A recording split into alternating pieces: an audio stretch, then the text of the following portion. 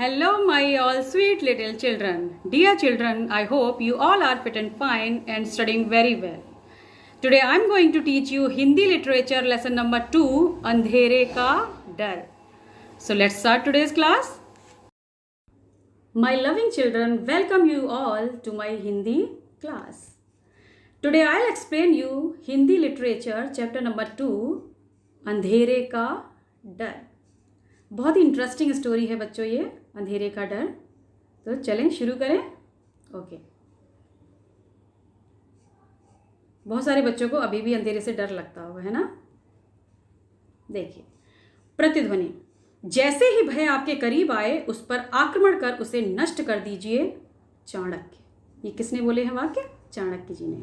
कि जैसे ही भय आपके करीब आए, यानी जैसे ही आपको डर लगे तो आपको क्या करना है? डर को, भय को अपने ऊपर हावी नहीं होने देना है, उसे नष्ट कर देना है. उसको आक्रमण करके उस पर उसे नष्ट कर देना है. ओके.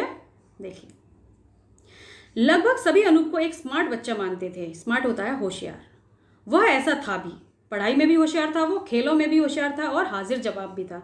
यानी ऐसा नहीं है कि आपने कुछ उससे क्वेश्चन पूछा और वो सोच के आंसर देगा. नहीं, हाजिर जवाब का मीन्स होता है कि तुरंत आंसर देना, तुरंत जवाब देना. पर अनूप का एक रहस्य था. क्या रहस्य था उसका? उसे अंधेरे से बहुत डर लगता था.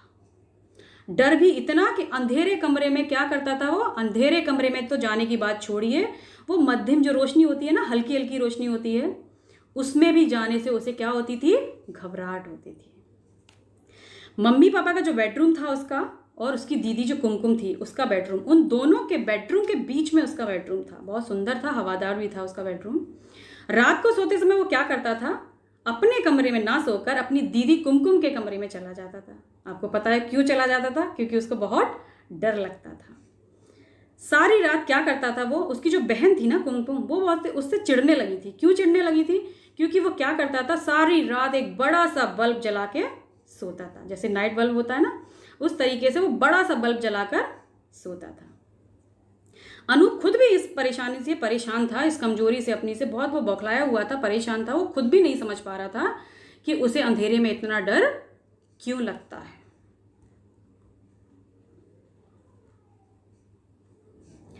एक दिन क्या हुआ, दोपहर में क्लास टीचर जब उसकी क्लास में आई तो वो मेज पर आकर बैठ गई. बिना बताए बच्चे सब क्या समझ गए कि बहुत ही एक कोई खास बात होगी जब टीचर आके ऐसे सडनली मेज टेबल पर आकर बैठ गई हैं. रेडियो जॉकी के अंदाज में उन्होंने क्या करा? लहराकर, हाथ हवा में हिलाकर, टीचर जो थी उनकी, जो टेबल पर आकर बैठ गई थी, उन्होंने क्या अनाउंसमेंट किया, क्या घोषणा की कि हम लोग पिकनिक पर जा रहे हैं. अब पिकनिक का नाम सुनते ही सारे बच्चे बहुत खुश हुए. पिकनिक क्या थी? पूरे 2 दिन 2 रातों की थी. तो आप समझ गए होंगे अनूप की क्या हालत होगी. सारे बच्चे बहुत खुश थे, खुशी से उछल पड़े, किलकारियां भरने लगे और एक्साइटमेंट में, उत्तेजना में क्या करने लगे? टेबल बजाने लगे. इधर अनूप के पेट में क्या हो रहा था? डर के मारे मरोड़ें उठने लगी. यानी उसे बहुत डर लगने लगा. वो समझ गया कि 2 दिन 2 रातें, दिन तो कट जाएगा, रातें, उसे बहुत डर लगता था. तो हुआ क्या? 2 दिन तो ठीक है, घर से दूर एक रात भी वह कैसे निकाल पाएगा, यही सोच रहा था और बहुत डर रहा था अनूप. अनूप बहुत दुविधा में था.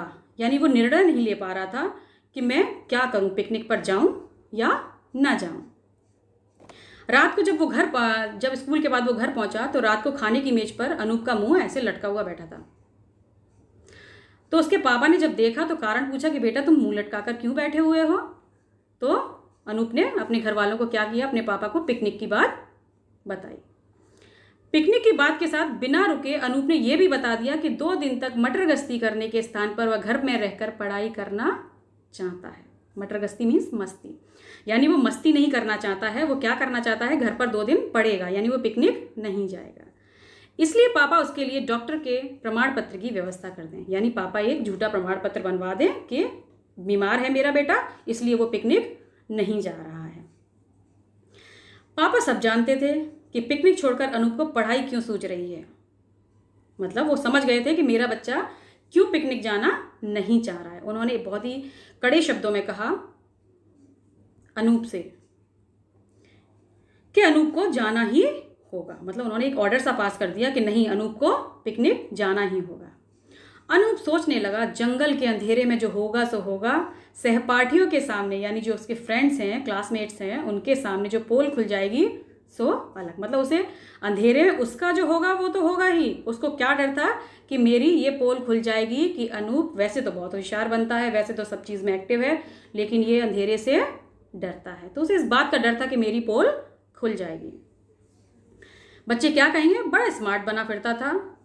आखिर पिकनिक का दिन आ पहुंचा। अब क्या हुआ, पिकनिक का दिन आ गया। बच्चे खुशी खुशी बस में सवार हो गए, गाते हंसते शोर मचाते सब चल पड़े। आप भी पिकनिक गए होंगे तो आपने भी ऐसे ही मस्ती की होगी। अनूप अपनी सीट पर सहमा दुबका बैठा रहा। मतलब उसको वही रात का डर सता रहा था कि रात जब होगी जंगल में तो मेरा क्या होगा। फिर क्या हुआ, झमझमा फॉल्स पहुंचकर उसने देखा कि जंगल के बीच में खुले हिस्से में 30-35 क्या है, छोटे छोटे तंबू, जो टेंट होते हैं ना, हम इंग्लिश में टेंट बोलते हैं, तंबू लगे हुए थे। यहीं उन सबको रहना और सोना था। तो सोचो अनूप की क्या हालत होगी। टीचर ने बताया कि हर तंबू में 2 बच्चे रहेंगे, यानी सारे बच्चे एक साथ नहीं रहेंगे, सिर्फ एक तंबू में 2 बच्चे रहेंगे। अपना अपना साथी चुन लो। इस बार अनूप के सामने कोई दुविधा नहीं थी। उसने लपक कर नाहर को जा पकड़ा। नाहर को क्यों जा पकड़ा, क्योंकि वो क्या था, जूडो चैंपियन था। तो उसने सोचा कि ये मेरे साथ रहेगा तो मुझे किसी बात का डर नहीं रहेगा। सच में उसका नाम क्या था, अजीत था। जो नाहर को जिसने उसने चुना था उसका सच में नाम क्या था, अजीत था। और वो क्या था, स्कूल का जूडो चैंपियन था। अनूप का साथी बनने के लिए नाहर ने हाँ तो कह दिया था, लेकिन उसके चेहरे पर भी परेशानी के भाव थे। अब आपको देखो आगे एक और रहस्यमयी बात पता चलेगी। अनूप खुश था कि जूडो चैंपियन के साथ रहते अंधेरे से निकलकर कोई उसका कुछ नहीं बिगाड़ सकता। अभी जब आपको पता चलेगी ना कि नाहर की आपको असलियत पता चलेगी। अभी देखिए, रात ठंडी थी, यानी ठंड का मौसम था। खाना खाने के बाद दोस्तों की हंसी ठिठोली में शामिल हुए बिना ही अनूप और नाहर बिस्तर में आ दुबके। अब देखिए, उन्होंने खाना खा लिया, जो भी मस्ती करनी थी, हंसी ठिठोली वो भी कर ली। उसके बाद दोनों ने क्या करा, अनूप ने और नाहर ने, कि वो बिस्तर में आ दुबके। अनूप इंतजार कर रहा कि नाहर अब रोशनी बंद करेगा। यानी अनूप क्या किस बात से डर रहा था कि नाहर अभी लाइट बंद कर देगा। तभी एक खरखरी फुसफुसाहट से अनूप चौंक उठा। फुसफुसाहट होती है कान में धीरे से कुछ बोलना। फिर उसे ध्यान में आया कि नाहर उससे कुछ पूछ रहा है। उसके कान में थोड़ी सी फुसफुसाहट हुई तो उसने पूछा, तो उसे ध्यान में आया कि नाहर उससे कुछ पूछ रहा है धीरे सी आवाज में, धीमे से। क्या तुम्हें अंधेरे से डर लगता है, नाहर ने पूछा अनूप से। अनूप को अपना भेद खुलता सा लगा। उसे लगा कि अब तो मेरी पोल खुल जाएगी। अरे वह यह क्या देख रहा था, वह नाहर खुद थर थर कांप रहा था। अब देखिए यहाँ कितना मजा आएगा आपको स्टोरी में, कि अनूप ने तो नाहर को किस लिए चुना था कि जूडो चैंपियन है तो ये मेरे को बचा लेगा, मुझे डर से डरने की कोई ज़रूरत नहीं है, या मुझे अंधेरे से डरने की कोई ज़रूरत नहीं है। लेकिन यहाँ तो उल्टा ही था, नाहर खुद डर से थर थर कांप रहा था। नाहर ने बताया कि उसे अंधेरे से बहुत डर लगता है। अब सोचो अनूप की क्या हालत हुई होगी कि वो तो डरता ही था, जिसको उसने चुना है वो उससे भी ज़्यादा डरपोक है। और एक आश्चर्य की बात क्या हुई, अनूप ने खुद को यह कहते सुना कि अंधेरे से क्या डरना। मतलब अब जब दोनों ही डरपोक मिल गए तो अनूप में हिम्मत आ गई। तो अनूप क्या कहने लगा, अंधेरे से क्या डरना। अब वह स्लीपिंग बैग पर परे हटाकर, यानी अपने से दूर हटाकर उठकर बैठ गया। वो समझ गया कुछ भी नहीं हो सकता है।